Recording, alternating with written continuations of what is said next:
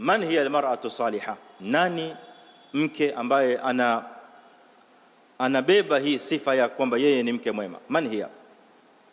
Jawabu bado inatokamana na maneno na mafundisho ya Mtume Muhammad sallallahu alaihi wasallam. Katika hadithi nyingine alladhi akhrajahu al-Imam Abu Daud fi sunani wa ghayruhu biisnad sahih min hadithi Abdullah ibn Abbas radiyallahu anhuma, katika kumweleza mwanamke mwema, qala alayhi salatu wassalam, kwamba mke mwema ni yule ambaye man idha nadhara ilaiha sarathu. Sifa zake hizo. Sasa mke mwema ni yule ambaye pindi yule mume anapomtizama, sarathu, humfurahisha kwa ule mtazamo wake anapomwangalia. Hiyo ni sifa ya kwanza ya mke mwema. Ukimwangalia unafurahi, unasikia raha, unasema alhamdulillah ala ni'ami, unafurahi kwa yale unayoyaona. Amekaa vizuri, amejiweka vizuri, amejitengeza vizuri kwa ajili yako, si kwa ajili ya mambo mengine nje huko. Wa idha amaraha, na anapomwamrisha, ata'athu, yule mke humtii. Sifa ya pili. Sifa ya tatu, wa idha ghaba anha, na pindi yule mume anapoondoka nyumbani akiwa hayuko, hafidhathu fi maliha wa nafsihi, yule mke humhifadhi yule mume katika mali yake na katika nafsi yake. Imekuja katika baadhi ya riwayat, wa fi nafsiha, kadhalika na nafsi yake yule bibi pia hujihifadhi. Yule mke humhifadhi yule mume katika mali yake na hujihifadhi yule mke mwenyewe katika nafsi yake, yote mawili akayahifadhi. Fa idha ijtama'at hadhihi al-awsaf al-thalatha fi ay imra'a, hizi sifa zinapojumuika katika mwanamke wa Kiislamu, hapo ndipo mke huyo huitwa katika sheria mwanamke mwema. Umar ibn al-Khattab radhiyallahu anhu, kama alivyopokea Samura ibn Jundub, asema sami'tu Umar ibn al-Khattab radhiyallahu anhu yaqul an-nisa'u thalathun. Umar ibn al-Khattab naye asema wanawake ni aina tatu. Wa kwanza asema imra'atun afifatun aqilatun hayyinatun layyinatun wadudun walud. Sifa zake hizo. Tu'inu ahlaha ala ad-dahri wala tu'inu dahra ala ahliha.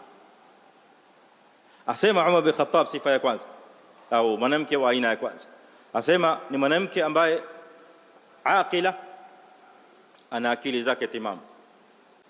Afifatun, mwanamke mwenye kujihifadhi, siwa kujitangaza hovyo hovyo, siwa mwanamke wa kujitangaza na kujianika na kujiweka mitandaoni.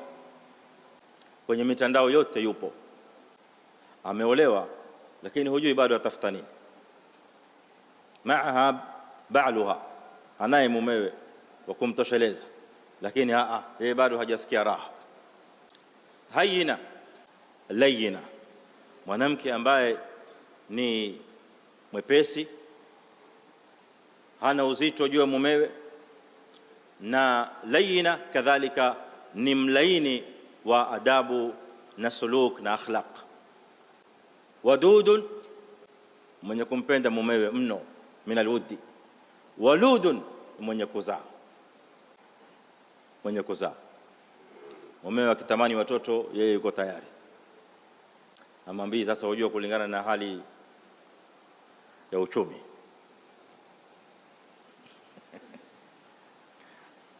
Usiniulize swali, lakini katika upande huo, maana utakuja maswali ya mambo ya family planning na mengineyo. Hii sifa ya kwanza. Ya mwisho, qala Umar bin Khattab, tu'inu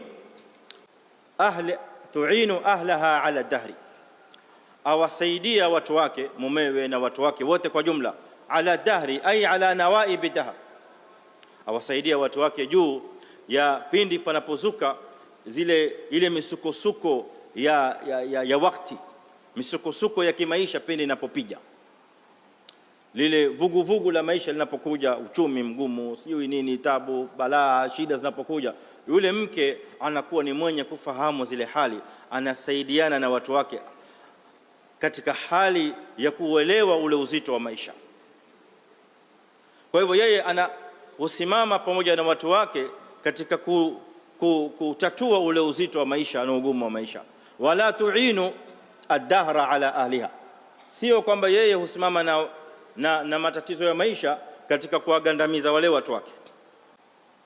Mumewe kulingana na ile hali ilivyo, uwezo wake kwa siku ni shilingi 500, hiyo tangu alipomoa, leo ni miaka 5, ile 500, hajaongezewa mshahara.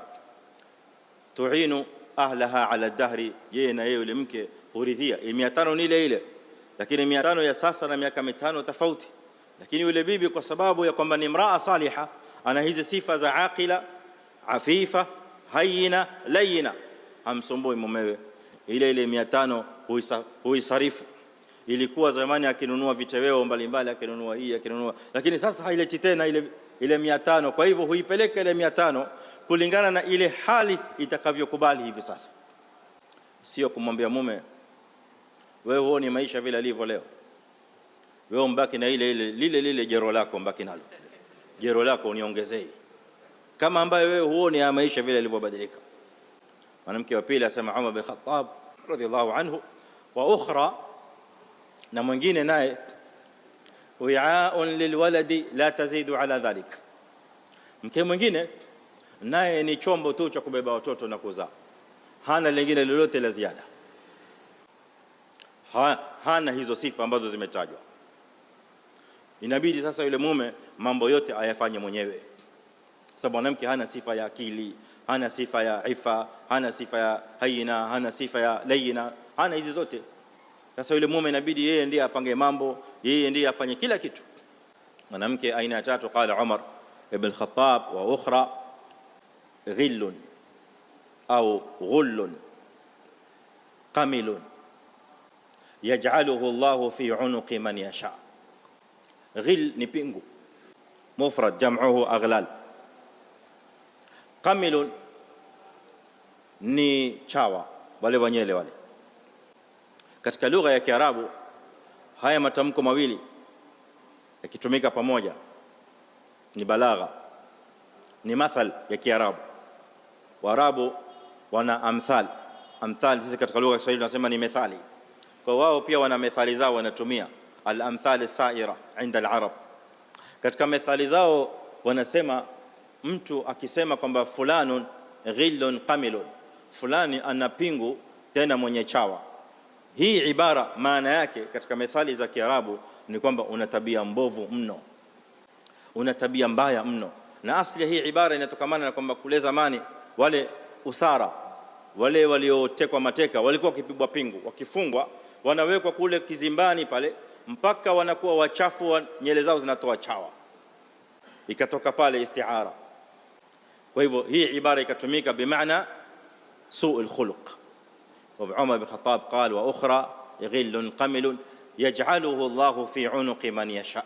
Mke mwingine ni yule aliye na tabia mbovu, yule ambaye hana tabia nzuri, ambaye Allah subhanahu wa ta'ala pingu hiyo huiweka katika mkoo au shingo ya yule amtakaye katika waume, kwa maana kwamba ni mtihani sasa huo.